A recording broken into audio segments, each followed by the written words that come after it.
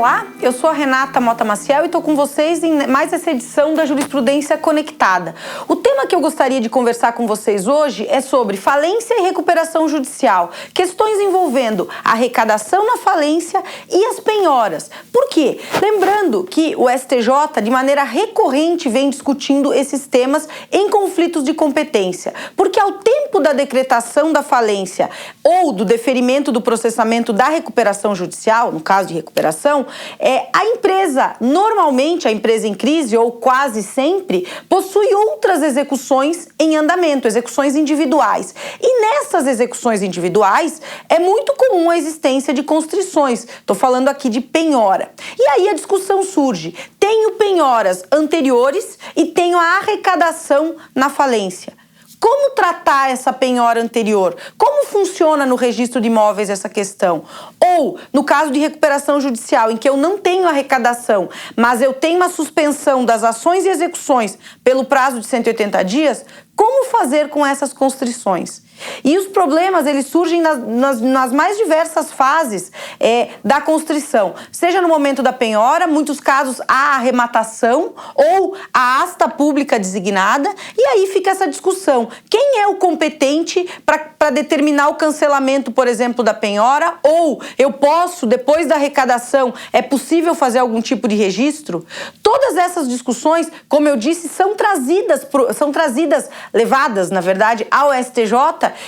E aí eu proponho a vocês, coloquei, eu acho que aí no primeiro slide, conversarmos sobre o recurso especial 1242-656. É esse recurso aqui, eu coloquei a ementa do recurso e ele tratava exatamente dessa questão. Então eu vou começar trazendo o problema e depois a gente vai discutir um pouquinho e tentar ver as soluções e tentar ver para onde a jurisprudência tem caminhado. Pois bem, nesse recurso especial 1242-656 é o caso de um leilão em execução fiscal, ou seja, havia uma execução fiscal em que a executada era uma pré-falida, porque ainda não tinha sido decretada a falência, e logo que houve essa constrição, a penhora, a arrematação do bem lá no juízo federal, que era o juízo onde tramitava a execução fiscal, houve a decretação da falência. E o que eu tenho, então, nesse precedente? Eu tenho uma alienação realizada em 31 de março de 2009, certo? E a falência decretada em julho de 2009. Qual é o problema fundamental aqui? Houve pré-notação no registro de imóveis em 25 de junho. E a falência foi decretada em 2 de julho. E a questão era saber, com a decretação da falência em 2 de julho e a arrecadação de todos os bens daquela devedora, haveria, essa prenotação se manteria? Seria possível fazer o registro dessa transferência por meio da arrematação em asta pública? Ou deveria esse bem ser remetido ao juízo da falência, arrecadado na falência, e o juízo da falência decidiria o destino desse bem? Basicamente, esse é o ponto discutido nesse precedente. Vejam, eu escolhi esse RESP, é um RESP de 2011, mas eu trouxe depois, vou colocar também dois mais atualizados. Mas a discussão, ela vem desde a vigência, ainda ao tempo do Decreto-Lei 7661, e continua sendo discutida. Por quê? Porque com a arrecadação dos bens na falência, fica essa situação das constrições anteriores, certo? Muitas vezes os juízos das execuções individuais, e falo aqui basicamente de juízo da execução fiscal e juízo do trabalho, eles prosseguem com essas execuções, seja porque o juízo da falência não tem conhecimento ainda, ou eles não têm conhecimento da decretação da falência, seja por outras razões. E aí fica esse embate. Nesse caso específico em que houve arrematação na Justiça Federal, o que o STJ entendeu, e é por isso que eu escolhi esse precedente, que eu acho que ele é interessante. Entendeu que a arrematação realizada na Justiça do Trabalho, na Justiça Federal, configuraria um ato jurídico perfeito e, portanto, não caberia ao juízo falimentar efetuar controle de legalidade dos procedimentos realizados por outros juízos. Essa é uma frase, portanto, do acórdão. E o que esse acórdão disse em outras palavras?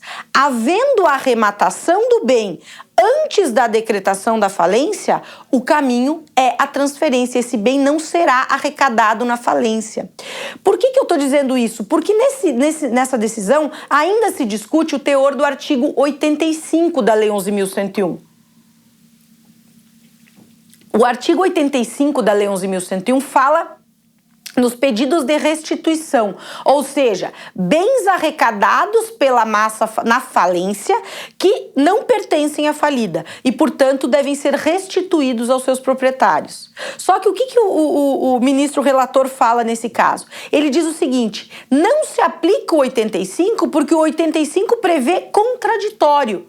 Ou seja, para deferir o pedido de restituição, você dá vista à falida, aos interessados, aos credores, ao Ministério Público, ao administrador judicial. E nesse caso, eu não preciso de contraditório, porque não há nenhuma dúvida de que o bem pertence ao arrematante. A arrematação é anterior à decretação da falência. E, portanto, essa arrematação deve ser mantida e deve ser feito o registro, certo? Nesse caso aqui fica um pouco mais fácil, porque havia uma prenotação anterior ao decreto de falência. Como eu disse, a prenotação é de 25 de junho e a falência é de 2 de julho. Portanto, existindo prenotação anterior, a prenotação, como os senhores sabem, o registro retroage à prenotação e, portanto, essa prenotação possibilita que eu faça o registro de transferência sem nenhum prejuízo aí para a falida, porque, na verdade, esse bem, em tese, não pode ser arrecadado pela falida, tá? Essa é, basicamente, a decisão. E aí eu trago o acórdão aqui, eu queria chamar a atenção de vocês só de alguns pontos. Se puder voltar um slide aqui ainda, o primeiro...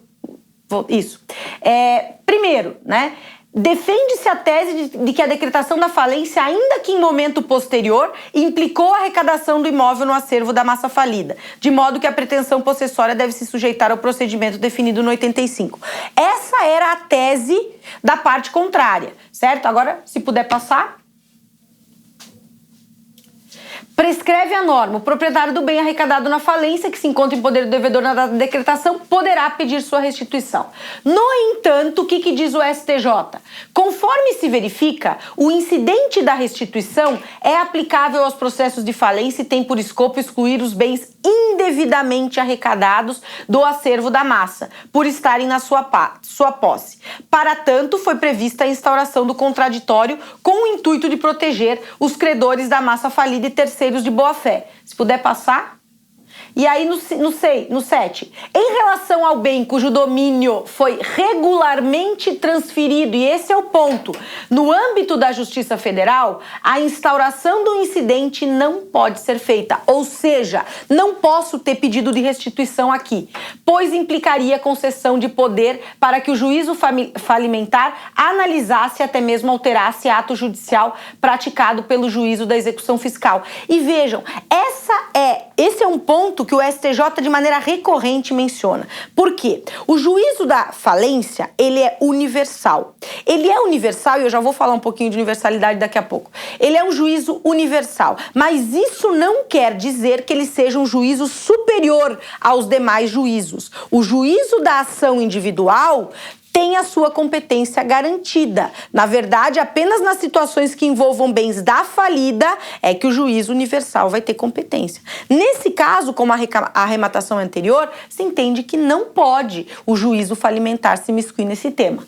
Bom, no caso dos autos, a mesma questão, a qual se reportou o recorrente em memorial sobre o enfoque da incompetência da Justiça Federal, foi submetida à apreciação da primeira sessão, no qual se verificou o seguinte: penhora 9/6, como eu disse, designação de leilão 16/3, arrematação em 31/3, carta de arrematação em junho, pré-notação em 25 de junho, registro da aquisição imobiliária em 7/7, notificação extra, que havia uma discussão, decretação da falência em 2/7. Tá? E aí, por isso que a discussão, porque, na verdade, o registro da aquisição foi em 7/7, posterior à decretação da falência. Mas eu tinha uma pré-notação anterior, como eu disse. Se puder passar para o próximo. Constata-se na realidade que a recorrente pretende utilizar o ordenamento jurídico com o objetivo de encobrir o ardil utilizado. Aqui, na verdade, tinha um outro problema, e aqui eu nem vou ler o resto, mas na verdade aqui havia uma discussão de que a falida estava tentando burlar e questionar o ato porque ela não concordava com a arrematação, certo? Só para vocês perceberem, esse precedente, pode passar mais um slide? Esse precedente ele é de 2011, certo? Mais um, que aqui é a discussão ainda do... Aqui. Ele é de 2011, tá? Esse recurso especial. Mas passa mais um slide aqui que eu trouxe 2017. Na verdade, essa questão continua sendo debatida. Esse aqui é um embargos de declaração de março de 2017, bastante recente. Embargos de declaração, conflito de competência. Aqui envolvia a Justiça do Trabalho, falência, execução individual, arrematação do bem em momento anterior ao decreto da quebra, prosseguimento do feito. Aqui envolvia a Justiça do Trabalho, arrematação antes da decretação da falência numa execução trabalhista. O que o STJ vem e diz? O imóvel objeto do presente conflito foi validamente penhorado, praceado e arrematado antes do decreto de falência da suscitante, momento em que ainda não instaurado o juízo universal. Quando é instaurado o juízo universal da falência? Com a decretação da falência. Tá? Eram válidos e eficazes, portanto, os atos praticados pelo juízo do trabalho. O entendimento dessa Corte Superior é de que o juízo da execução individual é o competente para prosseguir com os atos tendentes a ultimar a adjudicação de bem imóvel penhorado, praceado e arrematado antes do decreto da falência, com a eventual transferência do produto da alienação para o juízo falimentar. Esse é um ponto relevante, né? Embora a arrematação seja válida, essa arrematação realizada no juízo da execução individual, o produto do bem, esse sim, deve ser remetido ao juízo da falência, porque lá é instaurado o concurso de credores, lá será feita, por meio de uma ordem de classificação de créditos, o momento em que cada credor vai receber, artigo 83, trabalhistas, credor com garantia, credor tributário, credor com privilégio, até chegar nos quirografários. Essa é a ordem aí de pagamentos. Pode passar mais um, por favor? Esse aqui que eu trago também, né? Termo legal, reclamação trabalhista, bem imóvel praceado pelo juízo trabalhista, decretação da falência, produto arrecadado pelo juízo sem remessa ao juízo falimentar. Necessidade. Aqui de novo, manda o produto ir para o juízo falimentar, mas a arrematação, ela é mantida, tá certo? E aí, eu gostaria de discutir, como a gente trata desse problema aqui, qual é o pano de fundo dessa questão aqui? O pano de fundo dessa questão são características do juízo da falência e do juízo da recuperação judicial. E quais são essas características? São 3. Primeiro, o juízo da falência e da recuperação judicial é uno. O que significa dizer que ele é uno? Significa dizer que haverá apenas um juízo competente no Brasil para o processamento da falência e da recuperação judicial. Isso está no artigo 3º da Lei 11.101. É o local do principal estabelecimento do devedor. Esse é o foro competente, esse é o juízo competente. Só haverá no Brasil um juízo competente. Essa é a primeira característica. Segunda característica, e talvez a mais importante de todas, universalidade. O juízo da falência e da recuperação judicial é universal, ou são universais, porque são juízos, pode ter só falência ou só recuperação judicial. Esse juízo é universal, o que significa dizer que todas as questões envolvendo a devedora em recuperação ou a falida devem ser decididos por esse juízo. Certo? E é aqui que residem as discussões, porque o juízo da falência e da recuperação judicial, por ser universal, muitas vezes algumas questões que são discutidas em execuções individuais voltam à tona aqui. Querem um exemplo? E isso, vira e mexe, acaba surgindo no registro de imóveis. Quem é competente para cancelamento de penhora em recuperação judicial? Por quê? O artigo 60 da Lei 11.101 diz que as aquisições realizadas no processo de recuperação judicial, aquisições judiciais, né, por leilão, pregão ou proposta, não serão livres de qualquer ônus, inclusive trabalhista e fiscal. É uma exceção àquela regra que diz que haverá sucessão trabalhista e sucessão tributária. Não haverá sucessão nos casos de venda realizada dentro da recuperação judicial. Pois bem, e se numa venda, um imóvel pertencente à devedora em recuperação judicial, havia penhoras anteriores? O bem é livre de qualquer ônus. É vendido, é arrematado livre de qualquer ônus. Como ficam essas penhoras anteriores? Né? Essa é uma discussão recorrente. E aí há esse embate se seria o juízo da recuperação competente ou se seriam os juízos da execução individual. Tem-se entendido que, embora o juízo da recuperação possa declarar que não há sucessão, serão os juízos das ações respectivas que mandaram fazer, que determinaram a constrição, que serão os competentes para determinar o cancelamento dessas constrições. Tá? Esse é um tema que aparece, vira e mexe no registro de imóveis. Pois bem, universalidade. E a indivisibilidade? A indivisibilidade está prevista no artigo 76 da Lei 11.101 e diz que o juízo da falência é indivisível, ou seja, todas as ações propostas contra a falida depois da decretação, obviamente, porque ela só é falida depois da decretação, serão distribuídos perante o juízo da falência, tá? Juízo da recuperação não é indivisível, portanto, as ações e execuções continuam tramitando nos juízos individuais, tá? Voltando um pouquinho na universalidade, um ponto importantíssimo que a gente não pode deixar de falar é o artigo 6º da Lei 11.101. O artigo 6º da Lei 11.101 diz que deferido o processamento da recuperação judicial ou decretada a falência, serão suspensas as ações e execuções propostas contra a devedora. Vejam, na falência, essa suspensão das execuções vai até o final da falência. Na recuperação judicial, o parágrafo 4º do artigo 6º diz que essa suspensão será por 180 dias, que é um período que se presume que a devedora, até esse período, ocorrerá assembleia de credores, ela apresentará o plano, ocorrerá assembleia e o plano será aprovado e aí concedida a recuperação judicial. Por que eu estou falando desse artigo 6º? Porque as ações e execuções devem ser suspensas. Quais são as exceções? Execução fiscal, parágrafo 6º do artigo 6º, e as execuções trabalhistas. As ações trabalhistas prosseguem até a liquidação. Com a liquidação, não continua a execução e aí é suspenso pelo prazo de 180 dias. Nesse período de suspensão, ou seja, 180 dias na recuperação do deferimento do processamento ou desde a decretação da falência, nenhum ato de constrição pode ser determinado pelos juízos das ações individuais, porque essas execuções estão suspensas, tá? Então, qualquer discussão posterior à decretação da falência ou posterior ao deferimento do processamento da recuperação judicial deve ser lida com essas lentes aí do artigo 6º, tá certo? Então, esses eram pontos aí que eu queria trazer para vocês. Uma outra questão que é debatida nesse acórdão que eu trago para vocês e é interessante lembrar. O artigo 99, inciso 6º da Lei 11.101, traz as determinações da sentença de decretação da falência. E uma das determinações, ou seja, com a decretação da falência, o juízo da falência proíbe a prática de atos de oneração. Qualquer ato de oneração é vedado a partir da decretação da falência. Artigo 99, inciso 6º. Esse também é um norte que a gente tem que observar. E o artigo 129, inciso 8º, que fala dos atos declarados ineficazes. Quais são esses atos? Um deles é o registro de direitos reais após a decretação, salvo se houver prenotação anterior.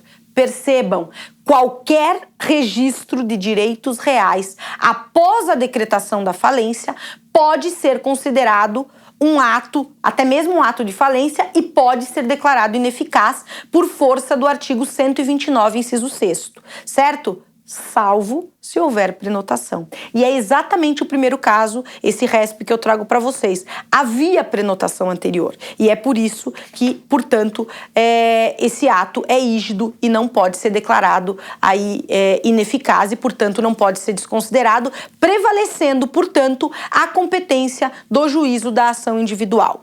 Para encerrar, Se puder passar mais um, eu trago um aqui administrativo. Pode passar, esse era aquele de 2016. Eu trago um ato, aqui eu já falei, alicerce de compreensão. E aqui, esse caso aqui é de São João da Boa Vista, do Conselho Superior da Magistratura aqui de São Paulo. Como é que essa questão vem no âmbito administrativo? Aqui era uma adjudicação de um bem pertencente à falida, quer dizer, em tese, né? Um bem envolvendo uma falência, princípio da continuidade, título judicial, qualificação registral, penhora, Fazenda Nacional, indisponibilidade. Qual é a discussão aqui? A discussão aqui, ela gira em torno da ideia de que, primeiro, os títulos judiciais são passíveis de qualificação registral. Isso aqui os senhores estão carecas de saber, mas não custa lembrar, né? Esses atos, eles são, sim, passíveis de qualificação. Eu até ressaltei aqui uma parte. Os títulos judiciais também se submetem à qualificação registral, sem que isso represente incursão no mérito da decisão judicial. Aqui só para lembrar, isso aqui os senhores já sabem, certo? Apesar de se tratar de título judicial, está sujeito à qualificação. Qual era a questão aqui? Houve recusa nessa adjudicação do imóvel em ação falimentar, porque o imóvel não estava registrado em nome da pessoa jurídica falida. Os falidos indicaram esse bem, só que esse bem não pertencia nem à falida e nem aos sócios. E mais, não havia desconsideração da personalidade jurídica. E aqui é uma questão elementar. Princípio da continuidade e, segundo, a pessoa jurídica não se confunde com a pessoa de seus sócios, certo? As pessoas naturais que integram o quadro societário são diferentes e não se confundem com a pessoa jurídica. O princípio da continuidade leva em conta se é a falida se ela fosse a proprietária, ok. Ela não era proprietária, eram terceiros. Não havia nenhuma notícia de desconsideração da personalidade jurídica. Portanto, nesse caso, eu não poderia realmente essa recusa do registro da carta de adjudicação extraída dos autos da falência,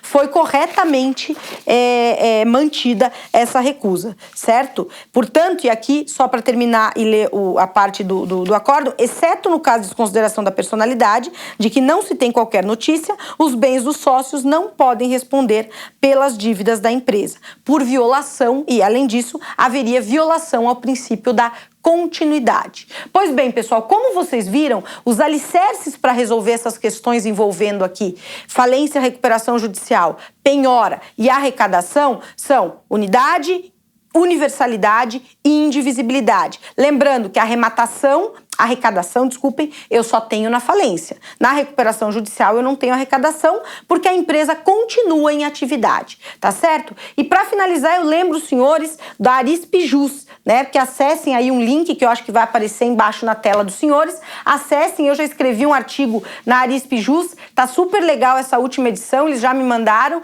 eu já dei uma olhada.